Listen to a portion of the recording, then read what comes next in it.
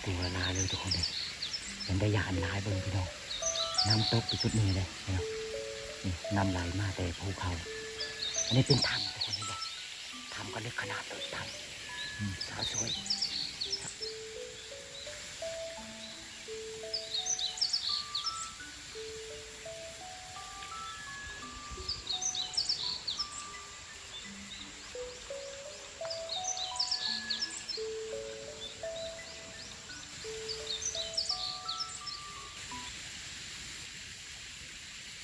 ตอนนี้กำลังเข้าถ้ำเลยทุกคน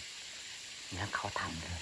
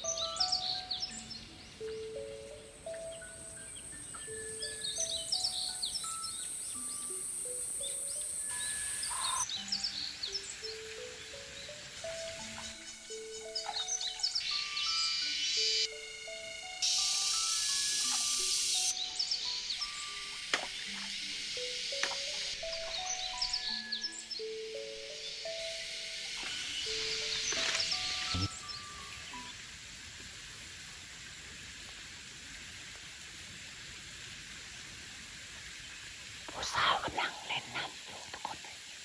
สาวสวยกำลังเล่นน้ำ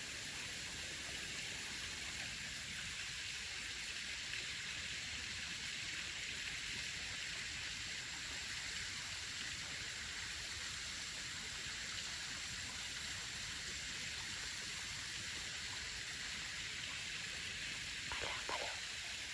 ไปแล้วไปแล้วปุ๊บไปแล้วปุ๊บแล้ว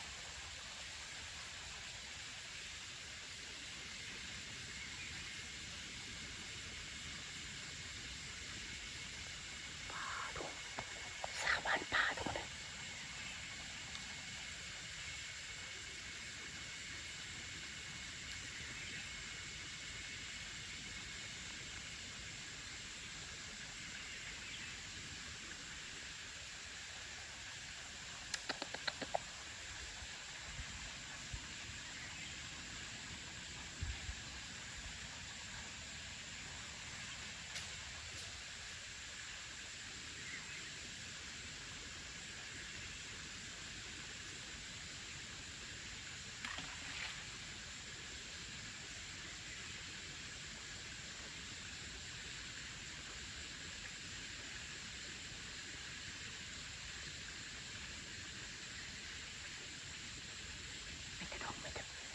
นี่ติดก้อนหินใหญ่ๆนี่ติดถ้ำนั่นเดียวเลยทุกคน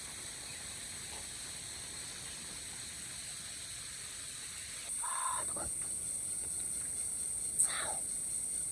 เจอสาวในป่าลึกทุกคน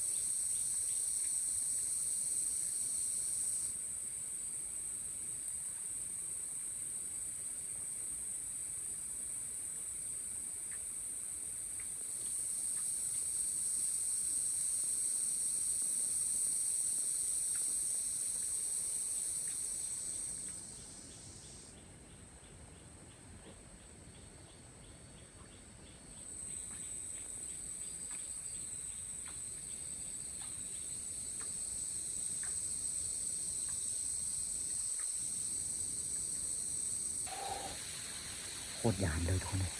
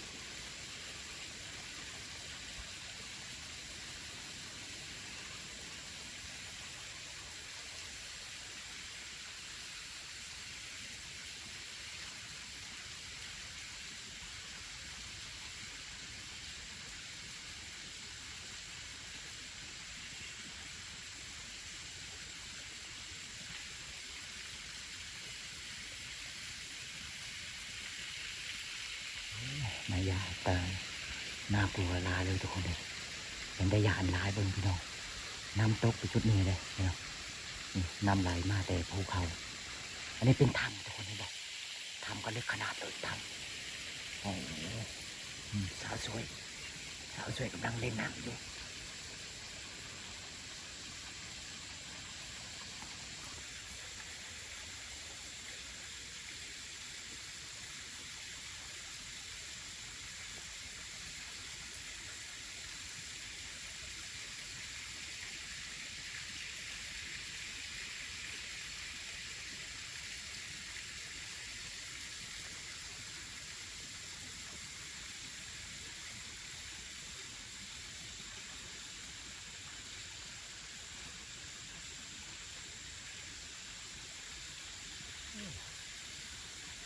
ผู้สาวชุดสวยเลยทุกคนแต่บอกกล้าเข้าไกลพี่น้อย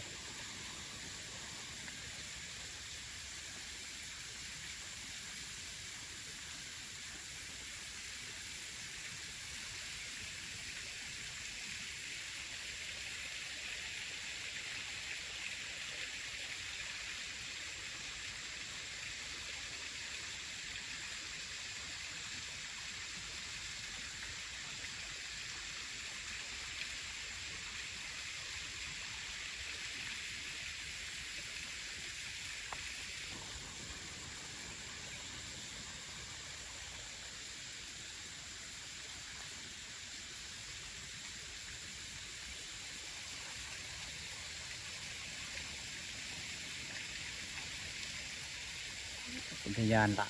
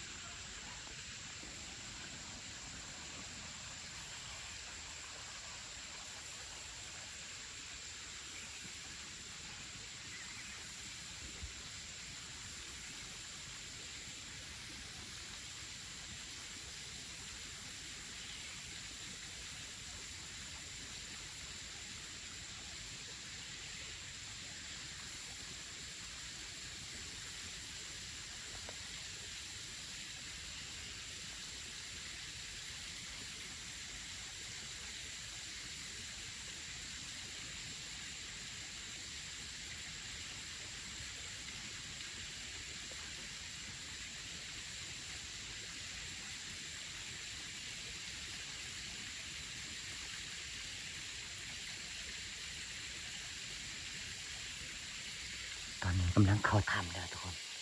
กำลังเข้าถ้ำเลยเห็นปะ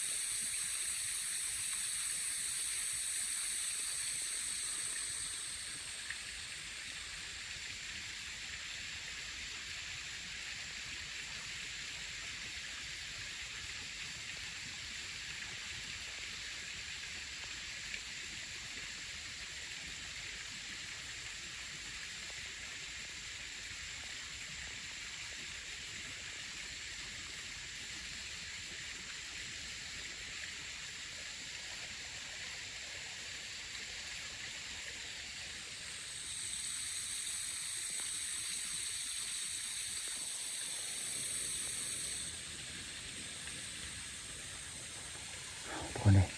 ตอนนี้มันก็สิเริ่มมืดแล้วทุกคนสิบริเวณแล้วทุกคนเลย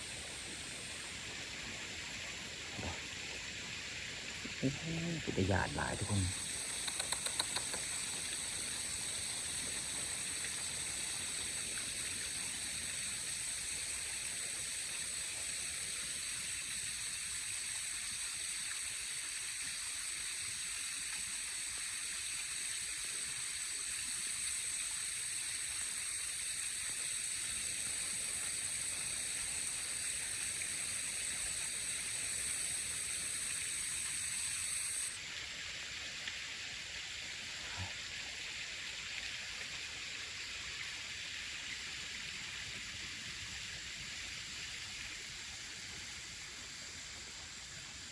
ไปแล้วทุกคนไปแล้ว